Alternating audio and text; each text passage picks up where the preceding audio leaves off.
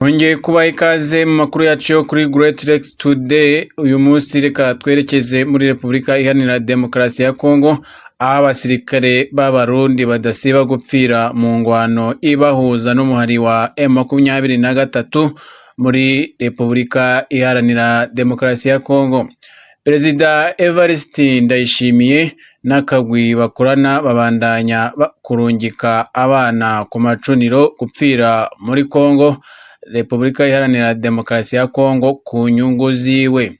Kuwa kane itariki ya mbere z'ukwa kabiri 2024 hamenyekanye uwundi musirikare w'umuofisiye yapfiriye mu ngwano mu gihugu ca Repubulika Iharanira Demokarasi ya Kongo, akabazwi ku mazina ya Majoro Sindayihebura Adrien, afise akazina k'ubuhizi Rukambo, avuka muri komine Mugamba intara ya Bururi, afise matrikire SS 2072 wo muri promosiyo ya 36.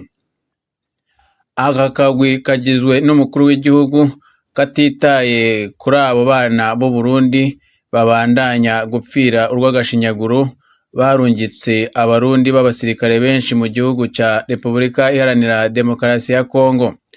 Kuwa gatatu igenekerezo rya 31 z'ukwa mbere 2024 hashitse Igoma abandi basirikare b'Abarundi bo muri Brigade Mwaro bazwi cyane mu gukoresha ibikoho vya kirimbuzi, bagenda bijaniye ibikoresho bimwe nka za katewusha zibiri n'ibikoresho zavyo, lance rokete na misile balistike zayo, mortier 120 zibiri n'ibikoresho vyayo n'ibindi bigwanisho vyinshi bikomakomeye. Aba basirikare bagiye bajanye n'abo mu ikambi ya Marine kabuhariwe mu kurasa Special Force. Abo basirikare bose bashikiye Igoma muri Repubulika Iharanira Demokarasi ya Kongo, aho barindiriye abandi 800 basanzwe bamaze iminsi mu myiteguro mu nkambi ya Mutukura iri mu ntara ya Cankuzo. Mumenya ko abo basirikare bari bamaze iminsi mu nkambi ya Mutukura banonosora ibijanya no kurasa no kugema bidasanzwe. Bivugwa ko bose bashyitse Igoma muri Repubulika Iharanira Demokarasi ya Kongo bahabwa ubutumwa bukomeye n'ababarongoye bwo guhashya M23 n'abo bose bikorana nka za Red Tabara cyangwa uwo ari we wese uvuga ururimi rw'Ikinyarwanda mu gace bazoba barimo. Ivyo bikaba biri mu rukurikirirane rw'abo basirikare b'Abarundi bari muri Kivu y'Amajyepfo, Sud Kivu, baheruka guhabwa amategeko yo kurwanya abanyamurenge barongowe na Colonel Makanika n'abandi bavuga ururimi rw'Ikinyarwanda muri ako gace, kuko ngo bakorana n'imirwi y'iterabwoba nka Red Tabara. Ibyo byose avuga akaba ari mu ntumbero yo kubandanya arungika abana b'igihugu cy'u Burundi kwicirwa mu ndwano mu gihugu cya Repubulika Iharanira Demokarasi ya Kongo, ndetse ko ari kuhahonera no gusiga imiryango yabo mu marira n'agahinda bidasanzwe biturutse ku nyungu za Perezida Evariste Ndayishimiye n'akagwi ke bakorana. Dukomeje n'amakuru yacu avugwa muri Repubulika Iharanira Demokarasi ya Kongo. Imirwano yaramukiye mu majyaruguru ya Kivu cyane Irutsuru, ihanganishije ingabo za FARDC wazalendo na M23 mu midugudu myinshi yo muri groupement ya Bukombo. Muri iki gitondo cyo kuri uyu wa gatanu humvikanye urusaku rw'intwaro zikomeye ku misozi nka Bunkuba, Bushababwe, Ngoroba ndetse no mu yindi midugudu ikikije Bambo. Ibisasu byavuye Imweso, Kicanga na Katsiru muri ako karere, ibintu bimeze nabi. Amakuru aturuka muri ako gace kandi avuga ko imirwano yatangiye mu gitondo cya kare Imushaki, Karuba na Rushoga. Tukiri mu burasirazuba bwa Kongo muri iki gitondo cyo kuri uyu wa tariki ya 2 Gashyantare 2023 igisasu cyaguye mweso kuri metero nkeya uvuye ku kigo cya Médecins Sans Frontières. Ni nyuma yuko mu minsi ishize haguye ibindi bisasu byahitanye abasivili. Abatanga amakuru baho bemeza ko igisasu cyarashwe n'abantu bataramenyekana ku muhanda wa Bwito aherereye imirwano hagati ya M23 na Wazalendo. Nta bintu byangiritse cyangwa abantu byigeze bivuga ko mu gihe cyo guturika kw'igisasu nk'uko byemejwe n'abatangabuhamya. Amakuru amwe avuga ko radiyo y'abaturage ya Mweso nuko hari agahenge ku mirongo y'urugamba nubwo hari ibisasu byumvikanye ku musozi wa Kitwa Imbuhi ku wa 4 tariki ya 2 Gashyantare. Inyeshyamba za M23 zimaze igihe zishinja iri huriro kwica abaturage kuko bahatera ibisasu ntacyo bitayeho kandi ubuzima bw'abaturage bukatikirira.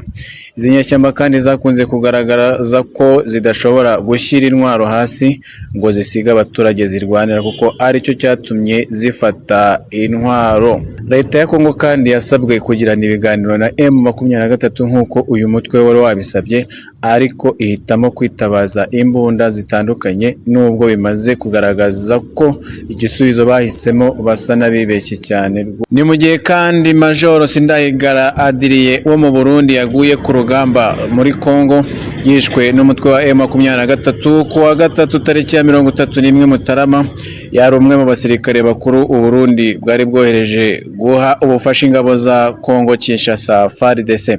Uyu musirikare Major Adrien yiciwe muri territoire ya Masisi ahaguye n'abandi basirikare b'u Burundi benshi bari kumwe nawe.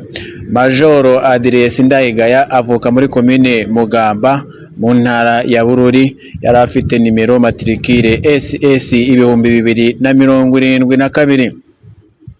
Major Sindayigaya abaye umwe mu basirikare benshi b'abarundi barimo n'aba ofisiye bakuru bamaze iminsi bicwa na M23 kuva mu mpera z'umwaka ushize wa 2023. Amakuru ava mu Burundi avuga ko Major Sindayigaya Rukambo ari uwa gatatu yari yoherejwe kurwanya mu burasirazuba bwa Kongo. Mu kuza gushize yari yakomerekeye ku rugamba biba ngombwa ko ajyanwa kuvurirwa i Bujumbura. Ubwo yari arwaye, umugaba mukuru w'ingabo z'u Burundi General Prime Niyongabo ari mu bamusuye amushimira ku bwitange yaherukaga kugaragaza ku rugamba, aho imitwe ya Wazalendo yaherukaga gutererana ingabo z'u Burundi bikaba ngombwa ko ziraswa na M23. Reka dukomeze amakuru yacu avugwa hano muri Repubulika Iharanira Demokarasi ya Kongo, aho Ubwongereza burushishikajwe n'ibyabereye i Mweso. Ubwami bw'Ubwongereza burahamagarira impande zihanganye mu burasirazuba bwa Kongo kubahiriza amategeko mpuzamahanga arengera ikiremwa muntu. Ubwami bw'Ubwongereza bavuga ko bwakiranye akababaro ibikorwa biherutse by'ubwicanyi byabereye mu gace ka Mweso, aho abasivili 19 bahaburiye ubuzima abandi 20 bakakomerekera. Ambasaderi w'ubwami bw'Ubwongereza muri Repubulika Iharanira Demokarasi ya Kongo yanditse ku rubuga rwe rwa X ati turabahamagarira kubahiriza amategeko mpuzamahanga arengera ikiremwa muntu. Uwo ari we wese ari mu bahanganye akwiye gukora ibishoboka byose akirinda icyagira ingaruka mu basivili. Twabibutsa ko kuwa 25 Mutarama 2024 ariho mu mujyi wa Mweso hatewe ibibombe byinshi mu gace gatuwe n'abasivili. Umutwe wa M23 ukaba ushinja ingabo za leta FARDC, naho guverinoma ya Kongo nayo ikabishinja uwo mutwe. Umuyobozi w'ubuhuzabikorwa mu bikorwa by'ubutabazi muri Repubulika Iharanira Demokarasi ya Kongo Bruno Remarquis avuga ko ashishikajwe no kwita ku bikorwa byo guteza imbere no kubungabunga uburenganzira bwa muntu ndetse no kwirinda ko agira ibihungabanya nk'uko biteganywa n'amategeko mpuzamahanga. Dukomeze kubana mu makuru yacu atahamo, kanda like, share ndetse na subscribe kugira ngo tujye tubagezaho amakuru meza kandi igezweho yo mu karere k'ibiyaga bigari. Mwakoze.